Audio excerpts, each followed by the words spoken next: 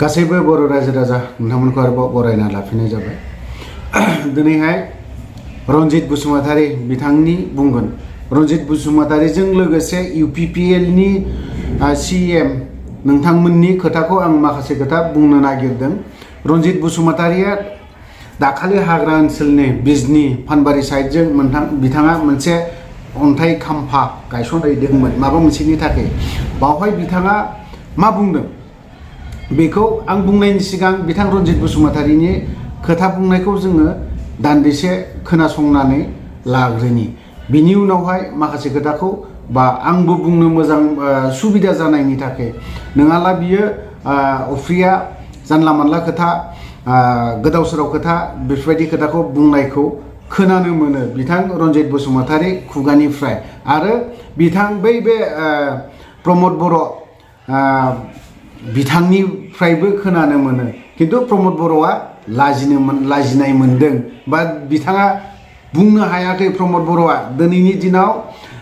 मोनबेसे खोथा होनानै दोनदों। फरायनाय बिथिङाव जोङो स्ट्रिक्टनो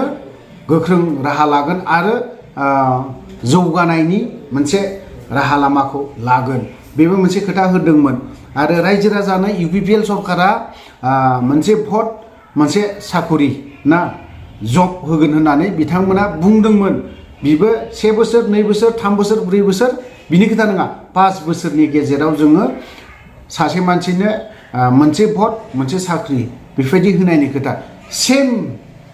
बेफोरबायदिनो बिथांमोना आरोबाव मा खोथा होबावदों रन्जित बसुमतारीया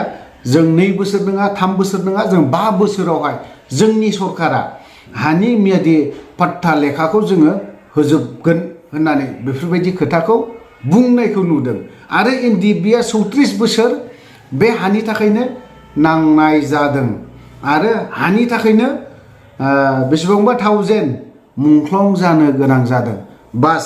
बेखिनि खोथाखौ बिथांमोननि सरकार प्रमद बर'नि सरकार बिथांमोननि सरकारा बुंदोंमोन। आं बे खोथाखौसो फंनैसो बुंनो सानदों। थ' बुंनायनि सिगां बिथां रन्जित बसुमतारी फेरेंगा जायखौ बुङो BR फेरेंगा ex NDFB EM executive member BTR नि एक्जिकिउटिभ मेम्बार। मोनसे खोथाखौ बुंनो बावलांबावदों। जों BTR होननानै बुङो। जों बिनि बारैखौबो आर सोदोबनि खोथाखौबो आं रायलायगोन। थ' बिदिब्ला नोंथांमोना नायलांबाय थाग्रोदो रन्जित बसुमतारीया मा बुंदों। हाग्रा ओनसोलाव गोबां माने more than 66% बर' फिसाफ्रा दाबो हाग्रा ओनसोलाव दङ। आं बेखौसो बुंगोन नोंथांमोननि मिडियानि गेजेरजों जों बेसेबां आरो हादान सिफायबाय थाबावगोन। जायनि जाहोनाव जोंनि जा थांखि बे थांखिनिफ्राय जोङो दोरोदनो गोनां जादों। गेरेमसा हारि दानायनि मिजिंजों जोंनि गेदेमा बड'फा उपेन्द्रनाथ ब्रह्मआ सोलोंथाइ बिथिंखौ जौगाहोनायनि जा जानजि खाफ्रादोंमोन बे जानजि खाफ्रासेयावबो जोङो खिन्थु सोलोंथाइखौ जौगाहोनो हायाखै। बेनि गुबै थांखियानो जादों जोङो हाग्रा ओनसोलाव थानायखाय सोलोंथाइ बिथिङाव बेक जादों। जोंनि फिसाफोरखौ जों मोजां सोलोंथाइ होनो हायाखै। हा हु गैयिनि थाखाय सरकारनि आसनिफोरनिफ्राय जोङो दिनै बन्सित जानो गोनां जादों। बेखौनो फोजोबनायनि थांखिजों आं देग्लायनो हाजोबगोन होननानै बुंनो नागिराखै जोंनि सरकारा मावजोबनो हागोनखौ। खिन्थु जोंहा आरो 3 बोसोर दंबावो। बे 3 बोसोरनि गेजेराव जोंनि BTR हालामनि जेसेबां बर'नि अनगायैबो बेसेबां जाथि जनगोष्ठीनि हानि जेंनाफोर दङ जोङो बेखौ क्लिन खालामनायनि मोनसे हाबाफारि लादों। बेवहाय नंखायनो जाय जोंनि हाग्रा ओनसोलाव थानाय जोंनि बिदा फंबाय बिमा बिफाफोर दङ बिथांमोननिसिम गुरै खावलायनाय हानि खामानिखौ खोब स्पिडाव मावनानै ला। जोंनि सरकारा खोब पजिटिभलि हायानो थांना थानायनि जिउनि राहा। बेखायनो बेनि थांखिजोंनो जेराव हाखौ लानानैनो जोङो 34 बोसोर NDBया अस्त्र हमनानै बेनिनो आंनि आखायाव दिनैसिम फैनाय 3110 मुंख्लंनि जिउखौ जों खोमानो गोनां जादों। आंगोफोरनि जिउखौ जों मुंख्लं खालामनो गोनां जादों। गतिके हाखौ लानानै जोङो दावहा नांदोंब्ला आरो बेफोरखौ मावनो थाखाय जोंनो इसोरा आशीर्बाद होनाय बायदि जों मावनो खाबु मोनदोंब्ला हाखौ मावनायानो जोंनि गिबिसिन खामानि होननानै जोंनि सरकाराबो दिनै हाबाफारि लादों। बेनिखायनो हानि जत्थ' जेंना दङ बेखौ जोङो गोरलैयैनो मावनो हानायनि थाखाय बेबस्था लागासिनो दङ। गतिके हानि जेंनानि थाखाय सिन्था खालामनाङा सिन्था खालामनो गोनाङा जादों जोंनि मानसिफ्रा हादानखौ मोनसेनि उनाव मोनसे सिफायनानै फानना जानानै गावनि जेनेरेसनखौ नस्थ' खालामनो नागिरनाय। दानिया फैदो फार्स्टआवनो हाग्रा दाननायनि खोथायाखौ एसे बुंनि। हाग्राखौ जों दाननो नाङा गासिबो बर' रायजो राजा आं नोंथांमोनखौ बावहाय आं खावलायगोन हाग्राखौ दाननो नाङा जोंनो थाखाय गोनांथि जोंनो नङा जों नेक्स्ट जेनेरेसननि थाखाय हाग्राखौ गोनांथि नाथाय मोर देन 66%आनो दा हाग्राखौ दानदों होननानै बुंदों थिगानो रन्जित बसुमतारी बिथाङा हाग्रा दाननायनि बारै माखासे खोथाखौ बुंदों बिनि बारै मा होननानै बुंदों भिडिअ हयतोबा नोंथांमोना नुलांबाय जानांगौ हाग्राखौ दाननो नाङा आंबो मानिदों आंबो बावहाय गासैबो बर' रायजो राजा जों जेसेबां हाग्रा खाथि खाथियाव थानाय बिथांमोनखौ आं बादा होगोन बा आंबो बावहाय अबजेक्शन दङ दिनै गेरेमसा दानायनि गेरेमसा हादर दानायनि खोथा गेरेमसा रायजो दानायनि बाथ्रा बिथांमोना बुंदों गेरेमसाखौ खालामनो हादोंना रन्जित बसुमतारी नोंथांमोना गोजोनखौ खालामनो हादोंना मिस्टार प्रमद बर'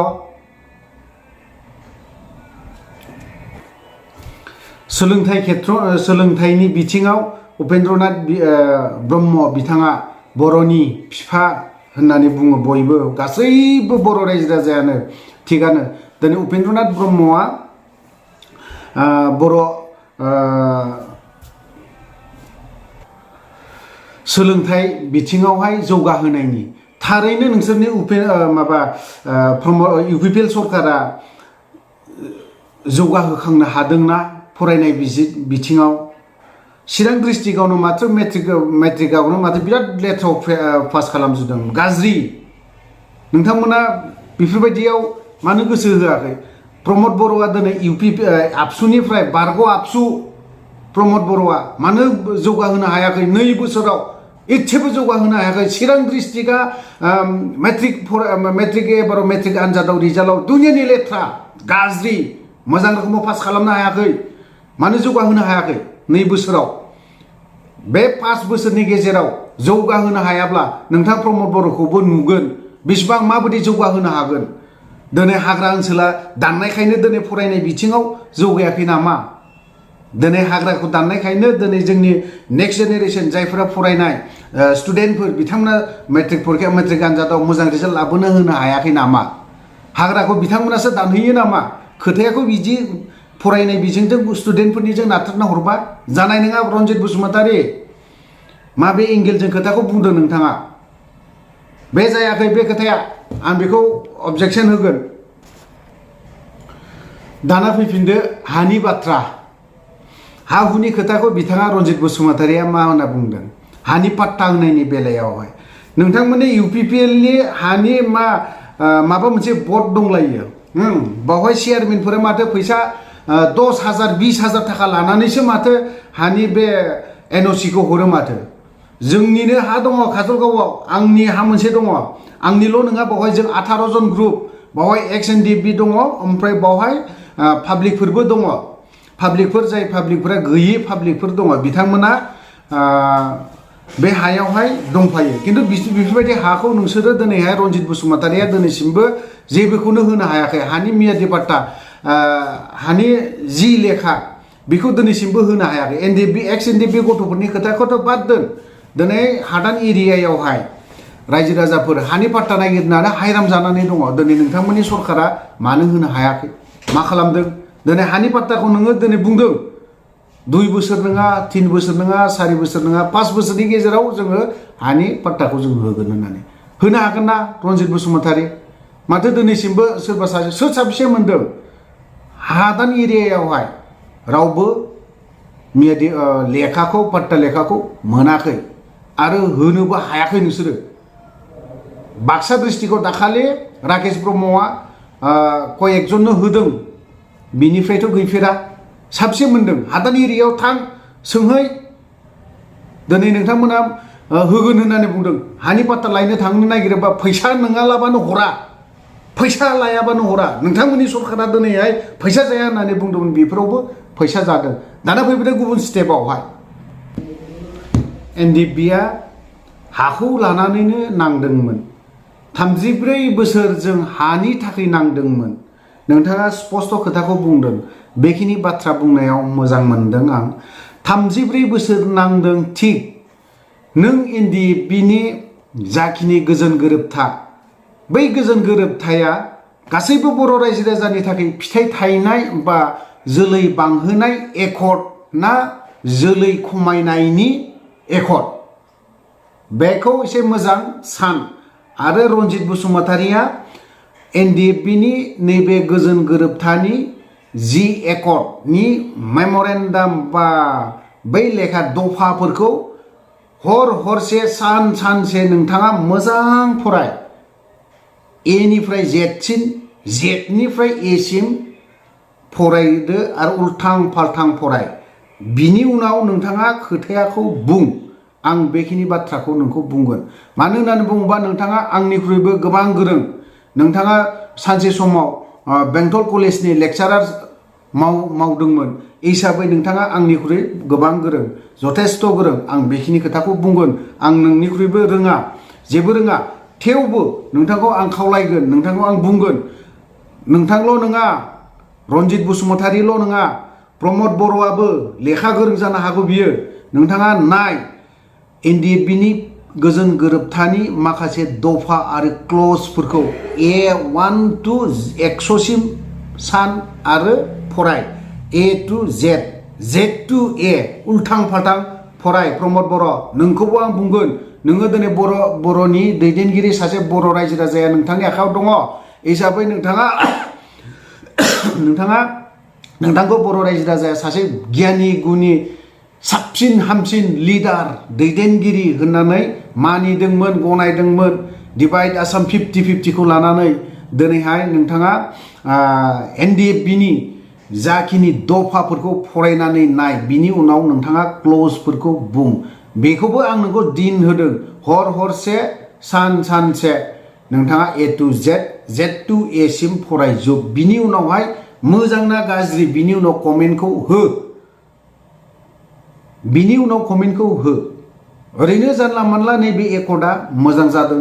गोजोन गोरोबथा येस मानिदों गोजोन गोरोबथा जादों आं मानिदों किन्तु क्लजआव मा लिरनाय दं नों बर'नि थाखाय बेसेबां बेनिफिट दं आरो नों बर'फोरनि थाखाय बेसेबां बेनिफिट जानानै दं बेखौ मोजाङै नायबाव मोजाङै सानबाव आं बेखिनि बाथ्राखौ नोंखौ बुंदों बिथां रन्जित बसुमतारिया आरोबाव मा बुंबावदों 3110 बेनिबो बारा जिउ फोजोबना लानो गोनां जादों सोरनि थाखाय बर' रायजो राजानि थाखाय किन्तु दिनैहाय रन्जित बसुमतारिया बैफोरनि दामखौ होनो हादोंना जायफोरा 3110 जननि मानसिनि थैनायनि बाथ्राखौ बुंदों दिनै बै 3110 जननि न'खरनि मानसिफोरनो नोंथाङा मालाबा लोगो हमहैफेरदोंना जायफ्रा मार्टियास जादों जायफ्रा न'खरनि सानै साथाम बिदा फंबाय थैजादों बेफोरनि मानसिफोरखौ नोंथाङा मालाबा आर'नाइ गांसे गानहोहैफेरनाय रेकर्ड दङना रन्जित बसुमतारि प्रमद बर'आ NDFBनि बाथ्राखौ दोन नों नायफेरा नों NDFBनि होनना बुङोबा नोंहा एलार्जि जायो प्रमद बर' नोङो एलार्जि जायो नों प्रमद बर'आ बर' रायजो राजा आबसुनि आन्दलनाव ट्रेक्टर बेलथायनानै थैदोंमोन बैफोर न'खरनि मानसियाव नों मालाबा आर'नाइ गानहैफेरदोंना प्रमद बर' आरो जाय गथ'फ्रा दिनै जाय सेंग्राफ्रा जाय इयुथ्सफोरा डिभाइड आसाम खर' हरदोंमोन मोदोम गंसे दिनैहाय कालार फुनजोबदोंमोन सानसे समाव बै गथ'फोरनो बै सुबुंनो बै इयुथ्सफोरनो नोंथाङा मालाबा थांनानै आर'नाइ गांसे गानहैफेरदोंना रेकर्ड दङना प्रमद बर' नोङो आंना बेफोरबो कुइसना फिसा खोथा नोंसोर बिराद लेखा गोरों आंना फिसा खोथा बेफोर फिसायानो बिराद डेन्जार बेफोर फिसा खोथाफोरखौनो एसे नाय बेफोरखौ साननो रोङियावनो नों प्रमद बर'आ गोबां मानसिजोंनो गोबां मुं दोनजादों नोङो जों बुंनो थाङाखैमोन बेफोरखौ बुंनो सानाखैमोन नाथाय दिनै बुंनो गोनां बायध'ता गोबां रेकर्ड दंबावो गोबां दंबावो आं बुंजोबनो सानाखै आं दिनैहाय बिथां प्रमद बर' आरो रन्जित बसुमतारिमोनखौ नोंथांमोना दिनै सालायदोंब्लाबो जों बर'नि थाखाय नैबे गोजोन गोरोबथाया 100आव 70%आनो 60%आनो खहा दं जों बर'नि थाखाय आंनि बे थौले मेलेमजों साननाय आरो जों बर'आ बर'लेण्डखौ मोनथारनोब्ला सोमावसारफिनाब्ला मालाबाबो जाया आरो 5 बोसोरनि उनाव आबसुआबो ओंखारफिनगोन राजा लामा गाथेगोन आबसुआबो दिनैनि दिनाव आबसुआलाय मानोथो मोननै रल लानो गोनां जादों ओरैबो गैया ओरैबो गैया ना पलिटिक्सजों दङ ना नन पलिटिक्सफोरजों दङ बिजोंबो गैया जाना दङ सोर खालामदों बे आबसुआफोरखौ सोर गोदाव सोराव खालामदों प्रमद बर' खालामना दोहोदोंजोबदों दिनै दिफिन बर'आखौ दिनै प्रमद बर'आ जुदि लाफायामोनबा नोंसोर आलादा रोखोमाव थांदों होननानै जुदि बुंफायामोनबा दिनै दिफिन बर'मोन बायदिखौ आलादा थांनो गोनां मानो जादों माखासेया दिनै पलिटिक्सआव हाबदों माखासे दिनै नन पलिटिक्स जाय नन पलिटिक्सआव दङ बिथांमोना दिनै गोख्रों गोरा दिनैसिमबो दङ आबसुआ मोनसे स्टेन्डआवनो दङ दिनै जोंनो बड'लेण्ड मोनाबा जों बर'आ मोनसेबो गोजोन गैया होननानै बुंबाय थायो दिनैसिमबो बुङो आबसुआ दिनै गासिबो खोथाखौ बुंजोबनो हाया गोसो सिङाव दंजोबो आबसुनि जेसेबां मेम्बार केडारफोर बेफोरो जायफ्रा इयो आबसुआ दिनै अफिसाव थायो बिथांमोना दिनै गोसोआवसो दं बड'लेण्ड होनना बुंबा बिसोरनावबो दिनैहाय खोमोन आखाइनि माबाफोरा दिनै गोख्रों सिखांजोबो दिनै प्रमद बर'आ दिनै मा खालामनो हमदों प्रमद बर'आनो दिनै उल्था फाल्था खालामदों प्रमद बर'आनो दिनै बर' जाथिखौ फोजोबस्रांनायनि लाइनाव लांगासिनो दङ ओंखायनो सिन्था खालाम प्रमद बर' आरो रन्जित बसुमतारी नोंथांमोना मा खोथा होनानै दोनदों रायजो राजानो दिनैहाय इलेक्शन टाइमाव दिनैसिमबो खोथा बुङो प्रमद बर'नि खोथाखौ दिनै इएमफोरा दिनै खोथा लानो हायि जानानै दं प्रमद बर'आ सानसे समाव मा बुंदोंमोन कक्लाबारिनि बाइ इलेक्शननि सिगां बिथाङा 15 तारिखनि गेजेरावनो गासैबो बाइक लानानै समस्तियाव गिदिंजोबनांगौ बेफोरबायदि खोथा बुंदोंमोन सोर इएम सोर एमसिएलए गिदिंदों बुं प्रमद बर' बेफोर खोथाखौ बुं नोंनि खोथाखौ दिनैसिमबो रावबो खोनासङा नोंनि खोथाखौ दिनै रावबो लाया खारन दिनै नोंजों रावबो मानसि गैयिफोरबायदि जानानै दङ ओंखायनो नोंथाङा स्ट्रिगि थाखा बर' रायजो राजाखौ मोजाङै दासिमबो मोजाङै नायनानै लाखा दिनैहाय आरो मोनसे खोथा बुंबावगोन मा होनना बुङो बे राजु सरकार नोंनि सामसाफोरखौ मोजाङै दबथायनानै दोन प्रमद बर' नोंनि सामसाफोरखौ जोंनि एक्स एनडिएफबिखौ जोंनि राजु सरकारमोन बायदि रावबो बर'नि गेजेराव सेक्रिफाइस खालामनो हायाखै आं बेखिनि खोथाखौ गोख्रों बुंबावगोन प्रमद बर'नि मानसियाबो राजु सरकार बायदि सेक्रिफाइस खालामनो हायाखै दिनै बे गथ'खौ दिनै मानो बुदों दिनै राजु सरकारा आं बिनि बारै आं माखासे खोथाखौ बुंजोबला बिनि बारै एक्सट्रा भिडिअखौ लाबोबावगोन थेवबो आं बुंना दोनदों थानो हायियाव आं बुंदों प्रमद बर' नोंनि सामसाफोरखौ मोजां दबथायनानै दोन होनना बुंखादों आं ex NDFB united from of ex NDFB as a member हिसाबै आं बेखिनि बाथ्राखौ गोख्रोङै नोंखौ बुंहरदों आंनि बे इउटिउबनि गेजेरजों आं बिनि सायाव जों गासैबो डिस्ट्रिक्टआव एफआइआर होजोबगोन जोङो मिथिबाय ओंखायनो जाहाथे बिदि जायनि सिगांनो प्रमद बर'आ इसे बै बे नोंनि सामसाफोरखौ दबथायनानै दोन थ' रायजो राजा नोंथांमोन आं जुदि बावहाय माबा मोनसे गाज्रि खोथा बुंदोंबा गाज्रि खोथा इउज खालामदोंबा आं गासैबो बर' रायजो राजानाव आखाइ खबजबनानै आं क्षमा बिनाय थाबाय आरो भिडिअखौ आं बारा गोलाव खालामनो सानाखै बावहायनो दोनथ'बाय जय बर' हारिनि